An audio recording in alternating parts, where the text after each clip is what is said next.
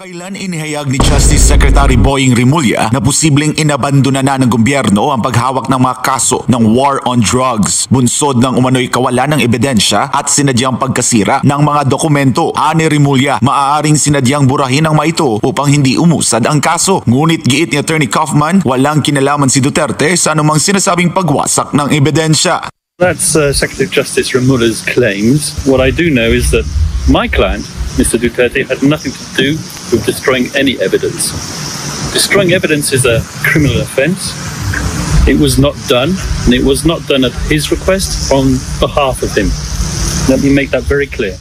Magandang araw po sa inyo lahat. Reaction Update PH nagbabalik. Napakaganda ho ng pag-uusapan natin ngayon mga ka-update.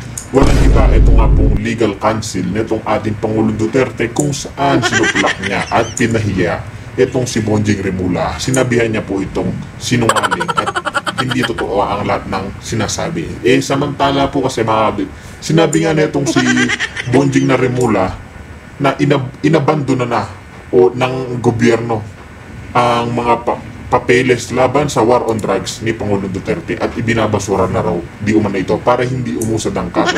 Dito po ay sinabi talaga ni Attorney Legal Kaufman na walang katotohanan ang mga pinagdadadakdak nitong si Bonjing Rimulya. Kaya mga update, pakinggan po natin ang magiging pahayag niya at ang ating latest update dito sa ating Pangulong Duterte. Kamakailan inihayag ni Justice Secretary Boying Rimulya na posibleng inabandona na ng gobyerno ang paghawak ng mga kaso ng war on drugs, bunsod ng umano'y kawalan ng ebidensya at sinadyang pagkasira ng mga dokumento. Ani Rimulya, maaaring sinadyang burahin ang mga ito upang hindi umusad ang kaso. Ngunit giit ni Attorney Kaufman, walang kinalaman si Duterte sa anumang sinasabing pagwasak ng ebidensya.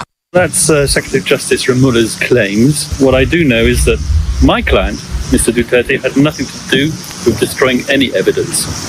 Destroying evidence is a criminal offence. It was not done, and it was not done at his request on behalf of him.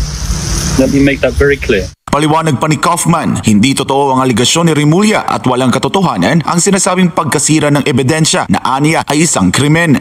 That's Secretary of Justice Rimulya's claim that evidence was destroyed. I don't believe it.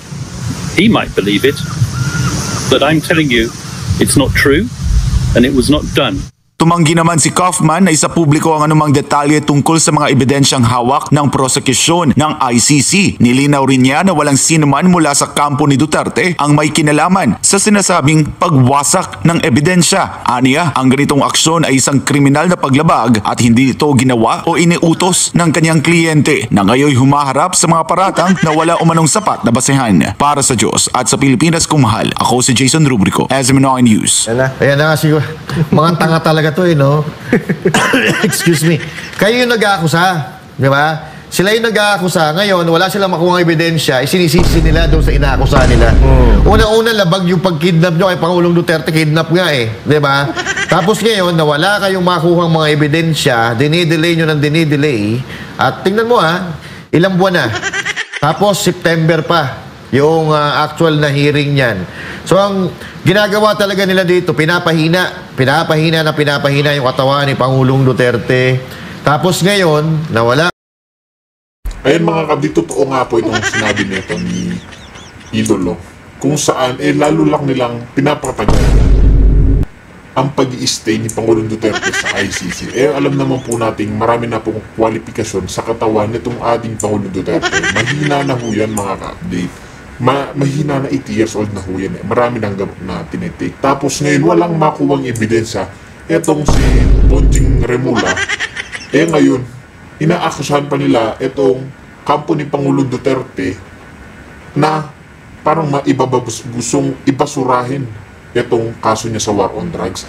Ngayon, wala kayong maipakita, isisisi nyo na naman kay Pangulong Duterte. Diba? Iba po talaga ang pamumuno ni Bobong Marcos Jr. Mga alagad niya ho kasi yan. Ay, makuha mga ebidensya, maninisi kayo dahil napapahiya na kayo. Dahil alam nyo na hindi kayo mananalo. Dahil alam nyo na dekalibreng abogado itong si Kaufman.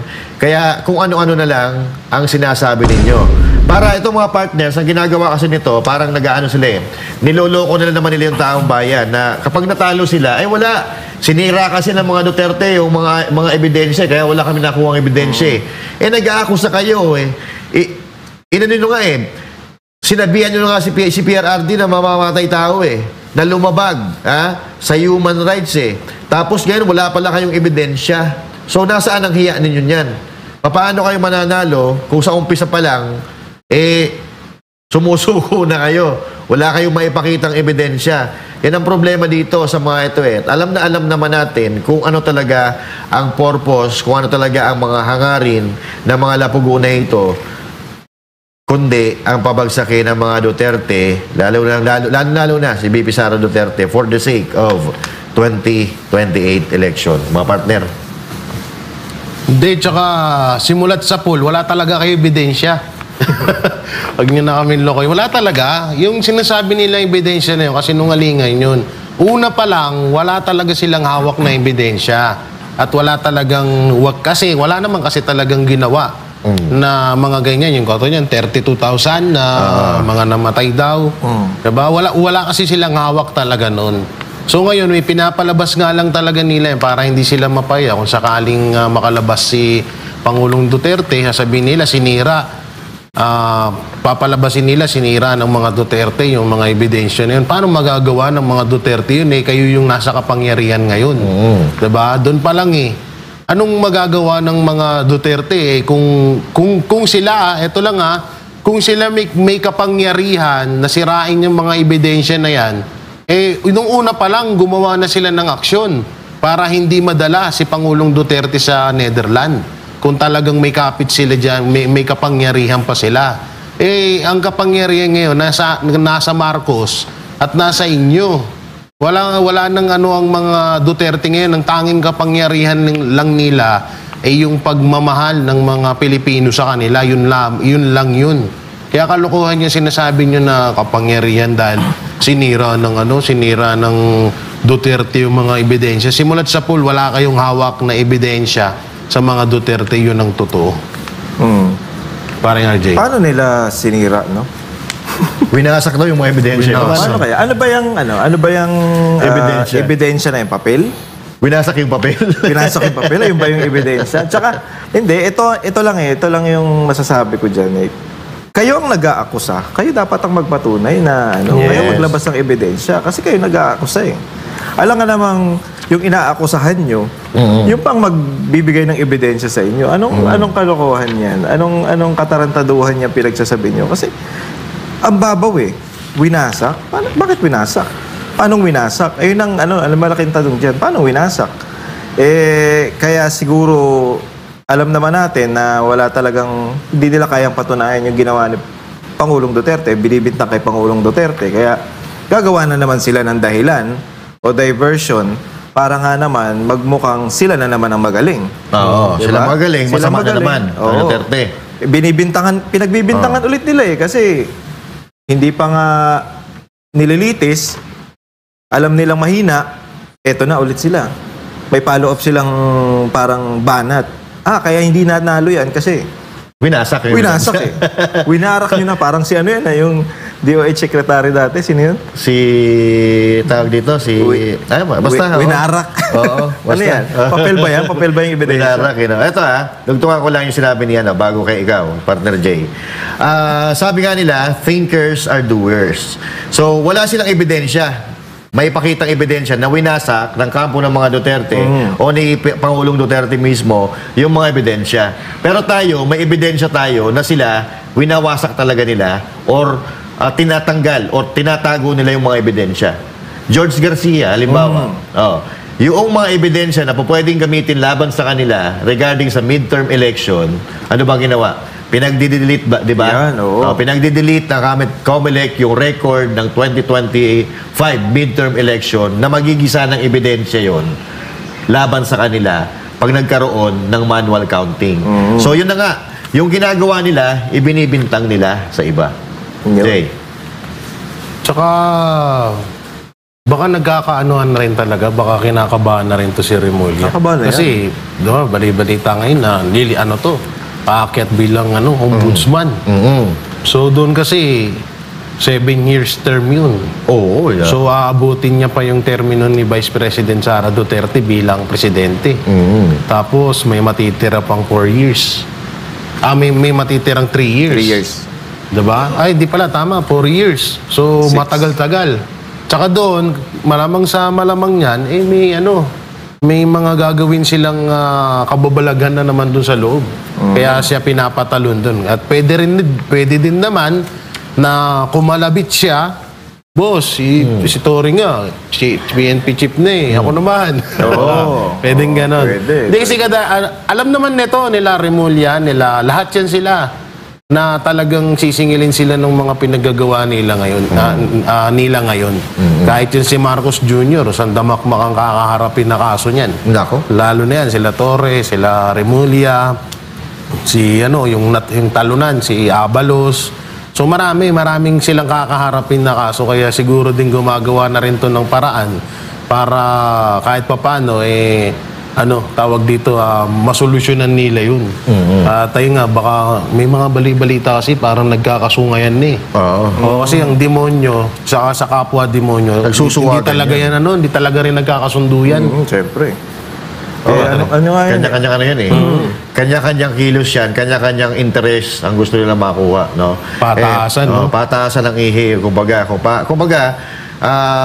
nagagawan sila eh. Nagagawa paramihan kung sino makakuha ng mas marami or yung mas mataas na kapangyarihan na gusto nila abutin. Pero maliban dito sa usapin ng pagdadala kay PRRD, no? Ito hanggang ngayon, no? Talagang etong si PRRD, mahal naman talaga ng taong bayan. Kasi kung hindi mahal si PRRD ng taong bayan, wala na, patay na to na issue na to eh. Kung halimbawa, yung mga nakaraan, pagkatapos ng issue, wala na, patay na. Pero hindi, dahil mahal ng taong bayan si PRRD hanggang ngayon, hanggat hindi nakakalabas si PRRD, pinag-uusapan pa rin. At ngayon, maraming dagdag pa rin, na parang mga diversionary tactics sa tingin ko, katulad na lang halimbawa, nitong mga nawawalang sabungero, no?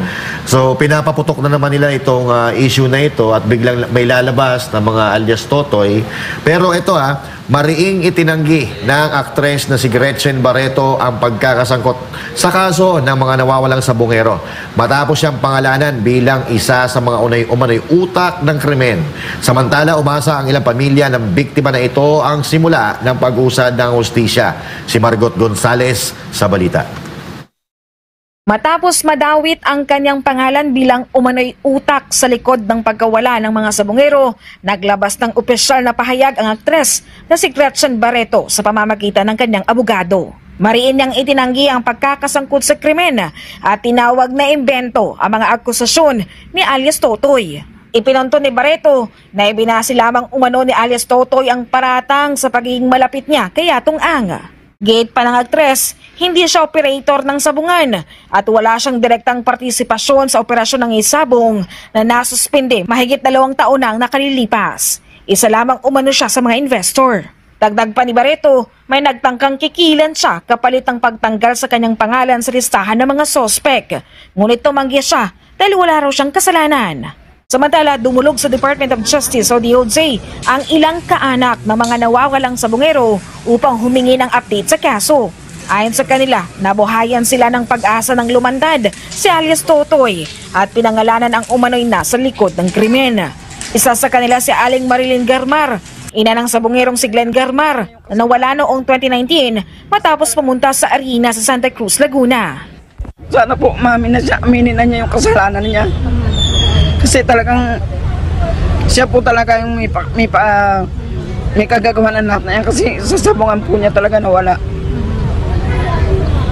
Paano po kung lapitan kayo ni Atong Ang humingi ng sorry, tatanggapin niyo po yun? Hindi po namin siya mapapatawad kasi buhay po yung kinitil niya yung buhay ng mga mahal namin sa buhay. Kaya dapat po pagbayaran niya lahat yun. Tanggap na raw ni Aling Marilyn kung patay na ang anak niya pero umaasa pa rin siyang mahahanap ang mga labi nito. Wala naman po kami magagawa na kung patay na. Kung gusto lang po namin mahukay talaga sa tali kung doon po talaga sila ibinaon. Makita po namin yung kahit mga buto na lang. Sobra po ako nabuhay ng loob. Dahil po sa akala ko nga po wala na kami pag-asa sa paghahanap sa kanila. Kaya nagpapasalamat po ako kahit paano po ay may nakonsensya na magsabi po ng totoo. Panawagan ko lang po sana tuloy-tuloy na yung pagkaroon ng kaliwanagan yung kaso namin. Lalo-lalo na yung pagkuha sa mga bangkay o buto sa Taalik. Ayon sa DOJ, may hawak na silang testigong nakakaalam kung saang bahagi ng Taalik itinapon ang mga bangkay ng mga sabungero. May mga testigo kami nagte-testify na kung saan maaring hinulog dito mga tao na nawala. So malakas po possibility, sir, na may bangkay na makikita sa Taalik? Malamang mga labi na lang. Hindi natin alam kung anong kondisyon nila. Pero in 3 years, lahat yan nag-aano sa tubig yan. Nalulusaw. Gete Rimulya, hindi nila titigilan ang investigasyon hanggang sa mapanagot ang mga nasa likod ng krimen kahit gaano pa sila kayaman o makapangyarihan. Hindi namin titigilan to. Talagang kailangan ng hustisya. Alam mo, ang kaluluwa natin bilang mga Pilipino nakataya rito. Dapat dito hindi tayo pumapayag na pera-pero lang ang naging Panginoon ng Pilipino. Hindi dapat gano'n. Dagdag pa ng DOJ, nasa ilalim na ng restricted duty ang 15 pulis na umano'y sangkot sa kaso. Para sa Diyos at Pilipinas kumahal, Marit Gonzalez, SMNI News. Ayun na nga mga kababayan. Tayo doon lang naman tayo lagi sa katotohanan. At sana huwag paasahin itong pamilya ng mga sabungero. At may naririnig nga tayo, gabi, pinag-usapan natin na medyo nagdadalawang isip itong mga eksperto na dahil tunaw na daw yun. Yung mga, kahit mga buto, baka tunaw na rin dahil napakaraming isda dyan sa Taalik. Kaya pala ang tataba ng mga tawilis dyan sa sa Tagaytay. Yun ang kinakain. Pero sana, huwag paasahin itong mga kamag-anak ng biktima. Pero ito sabi nga natin kagabi, partner RJ, na medyo nagpo-push back tayo dito. Kasi baka at the end of the day, biglang kay Pangulong Duterte na naman ito isisi. Kasi may nalaman tayo na ito palang si alias Totoy ay tumakbo daw pala ito bilang isang mayor sa ilalim ng alyansa. So kaya nga may nararamdaman tayo kagabi pa lang. Kaya hindi tayo medyo nagkokomento dito. Ganun pa rin ang gagawin natin. Dahil lalo pang umigting ang ating pagdududa kasi kaalyado na naman nila. Ito ang whistleblower. Kasi ito ay tumakbo bilang isang mayor sa ilalim ng alyansa. At pagkatapos ng eleksyon, bigla-bigla na lang lumitaw at naging whistleblower sa hindi natin malamang dahilan, mga partner. Pangalanan ko na ba? Pangalanan mo. Ikaw naman taga-pangalan Banatan mo. Pangalanan na natin. Saan yan Tumakbong mayor yan sa bandang Pangasinan. Kaya nga. Yan nga, ang mahirap nga rin dyan, yan nga yung maging dyan, na bandang uli, Duterte na naman. Pero, sana, tutukan talaga. Kaso, yung salitaan ni Remulla na huwag tayong magpaka-Diyos sa pera. Mga ganyan. Di, alam mo, dyan ako inis na inis. Okay na sana yung pagiging epal mo. Di, okay naman na sana yung ginagawa mo. Kaso, yung may mga ganyang salita, katulad lang yan, yung may isang babae akong napanood na interview na alam daw ng Diyos kung ano daw yung katotohanan. I mean, doon ako minsan yung sinasama pa yung Diyos. Oo, yung tipong laging gano'n na alam naman na ng lahat na nagsisinungaling ka. Tapos sasabihin mo, alam ng ganito, alam nyo yung kayo, tigil-tigilan nyo yung mga ganyang, palagi nyo dinadamay yung mga hindi dapat idamay, lalo na yung mga ganyang banal na salita. At doon naman sa mga pamilya, sana nga talagang makuha niyo yung hustisya dahil kahit man lang sana, kasi katulad ng isang nanay o asawa ata yun, na kahit nga daw patay na, okay lang daw sa kanila at least kahit paano malaman na nila. Magkaroon sila ng kaliwanagan. Parang RJ. Tsaka, di ba sinasabi nga ni alias Totoy, kasi napanood ko sa ibang kahit daw buto, wala na daw makikita. Tapos meron ngayon si Remulla na magtuturo daw kung nasan yung buto. Narinig na natin yan Yung nagtuturo ng buto, sa kanya rin yung tagalag. Yung buto, tinurong buto ng manok. Buto ng manok sana this time may mahanap kayong buto, pero nakakaawa yung yung pamilya, Kasi biruin mo, yun na lang yung iniisip nila na sana yung labi o yung buto ng mga kaanak namin makuha. Baka mamaya itong si Remulla nagsasalita na naman ng ewan ko kung sigurado siya dyan dahil nga alam niya na daw at meron na daw testigo na makapagtuturo kung nasan yung buto. Ano pang hinihintay nyo? Puntahan nyo na yan. Yan. Diba? Ba't nyo pa pinapatagal? Ba't nyo pa pinapatagal? At dito naman kay alam mo, diyan kay alias Totoy, okay yan. Okay naman yung mag-whistleblower siya, okay na lumabas siya, pero sana totoo kasi parang eto kaduda-duda kasi kung talagang gusto niyang kasuhan o talagang gusto niyang sabihin, bakit hindi siya lumapit sa korte mismo? Yan. Diba?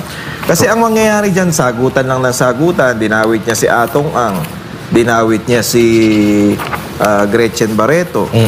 O, syempre, tatanggi ang mga yan. Yes. Ngayon, ito nga yung sinabi ko kagabi, pinapaulit-ulit ko sa inyo, na dapat, ang mangyayari dyan, sa korte kayo magharap, doon nyo ilabas yung mga ebidensya, yung ebidensya ni alias Totoy, ipakita niya lahat doon.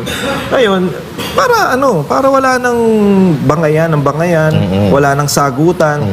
At itong mga pamilya, hindi, yung parang, siyempre, ang damdamin yan, madadala yan sila Dahil nga, pamilya nila yun Ngayon, ang tinuturo nila, si Atong Ang, tsaka si Gretchen Barreto.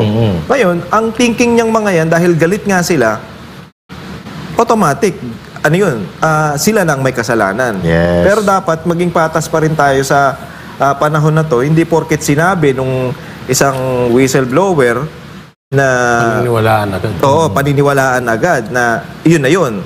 Kagaya nga dito ni Dibicoy. Tsaka ni Isa, yung si Rene. Alias Rene, di ba? Nung una, sinabi niya. Pero pag bandang uli, bumaliktad din. Meron pa, yung mga tumistigo laban kay Tebes. Yun pa, di ba? Nagbaliktaran, ang dami nun. Nagbaliktaran Ito din. yung dati, yung kay Pangulong Duterte din, mayor pa siya noon. Oo. Yung kalbo. Yung si Bicoy. Bicoy yun. Si Bicoy ba yan? Yun. Kaya nga, ang gusto nating mangyari, ilagay natin dun sa nararapat na lugar para malitis tong mga to o para malaman natin kung sino nagsasabi ng totoo. Yun lang naman Yes. Wala namang problema dyan kung hindi kayo o hindi kayo, paglabas kayo ng ebidensya. Kung may ebidensya si alias Totoy, ilabas niya rin. Yes. Yun. So, Mas malinaw, di ba? Kadalasan kasi pag pagkataon yan, halimbawa lang naman, galit si Remulla kay Atong Ang. Diba? Pwede. Tapos may witness na lumabas, niya si alias Totoy. Galit si Remulla. Wala nang hindi na natin kailangan imbestigahan si Totoy. Basta kasi galit naman ako doon Panghawakan na natin na witness yan. Sige, maging witness ka. Yun ang masakit. Kaya nga yung iba, dapat kapag may mga witness na ganyan, mga testigo, yan muna unang imbestigahan. Yung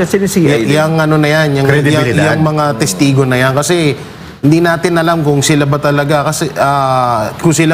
ay nagsasabi ng katotohanan. Mahirap kasi bandang huli, biglang bumaliktad. Tapos pag nakonsensya na, tsaka lang magsasabi na hindi po totoo yung mga una kong nasabi. So dapat una pa lang, imbestigahan na agad yung mga witness na yan. Hindi ko naman sa kinakalaban yung mga pamilya na nawalan ng mga mahal nila sa buhay. Siyempre, mahirap din po yun. Pero kailangan kasi talaga nating lumagay sa patas na pamamaraan. Pastor. Tama. Tandaan natin, diyan sa loob ng kulungan, malaking porsyento diyan na nakukulong na wala namang kasalanan. Natatalo lang sila dahil wala silang pere. Kahit wala silang kasalanan, natatalo sila noong may abogado na may kasalanan. So sa kanila na ibibintang na itutuon yung sisi, sila ang nakukulong. Marami ng niyan, kahit sa pelikula nangyayari yan, sa totoong buhay nangyayari yan. Meron diyan nakukulong ng 10 taon only to find out na wala naman talaga silang kasalanan. At eto pa, ang nakakapagtaka kasi dito, etong si Gretchen Barreto, mga Duterte to mga Duterte. At kung matatandaan nyo, si Claudine Barreto, siya daw ang gaganap na Sara Duterte. Kung isa sa buhay, isa sa pelikula, ang buhay ni VP Sara Duterte. So, okay naman dito kay Claudine, tsaka kay Gretchen Barreto. So mga Duterte nga ito at nakita pa natin na itong si alias Totoy nga ay tumakbo bilang isang mayor sa ilalim ng alyansa. Yun ang medyo pinagdududahan natin na medyo nawawalan tayo ng nawawalan ng kredibilidad ang paglabas ni Totoy dahil ano nga 2021 pa to 2026 na ngayon. Halos 5 taon na, more than 5 years na nakabinbin ang kaso na ito at ang sabi ni Totoy, wala daw siyang tiwala doon sa mga nagdaang PNP chief. Kaya ngayon lang siya lumabas dahil may tiwala siya kay General Torre. Ano masasabi mo doon? At dyan nga, no, dyan natin idudugtong yung sinasabing ni Remulla na winasak ng mga Duterte ang ebidensya. Kasi baka yan na naman ang panibago nilang strategy para may mapukol na naman sa mga Duterte. Kasi kung totoo man na yung si Tutoy dating tumakbo bilang mayor at kapartido ng administrasyon or nasa nasa kanilang parang kaibigan nila, ganun, delikado nga yan. Kasi baka mamaya katulad niya, may sinabi na si Remulla na may testigo na naman kami. May alam na ako. Baka, kasi alalahanin nyo, 5 years, panahon pa ni Pangulong Duterte to. Nangyari yan, panahon ni Pangulong Duterte. At may alam mo yung mga bigkasan nung sinabi niya na wala siyang tiwala sa naunang PNP chief. Tapos may mas tiwala. Alam mo yung mga ganong dialogo. Ano yan parang nakakatakot na parang ilang beses mo lang narinig sa mga dilawan tsaka sa mga pulangaw. Yung mga pulangaw, dilawan, ganyan maganuan magsalita kasi una pa lang bumanat na agad. Bumanat na agad ng kasiraan sa mga malapit. Sino ba yun? Si Senator Bato yun. Nung panahon ng, kung di ako nagkakamali, yung PNP chief na yun. 5 years. Hindi pala. Sa mga Duterte din. Albayalde. Tama ba? Tama ba ako yun ng PNP chief yung umiyak? Si Danao.